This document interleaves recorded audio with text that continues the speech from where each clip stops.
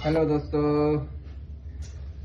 Welcome back my new blog. आइए आज आपको मकर संक्रांति का नए डिश दिखाते हैं। हमारे सोनू जी कुक साहब क्या क्या बना रहे हैं। देखिए ये पनीर, और मिलिए हमारे कुक साहब से। हाय हाय।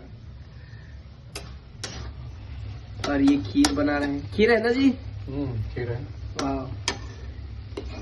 और ये मसाला भून रहे हैं, अभी पका रहे हो ना मसाले को। वाह, मसाला भी पक रहा है, थोड़ी देर में डालेंगे। वाह जी, क्या बात है। आइए आइए, आप लोग भी आइए।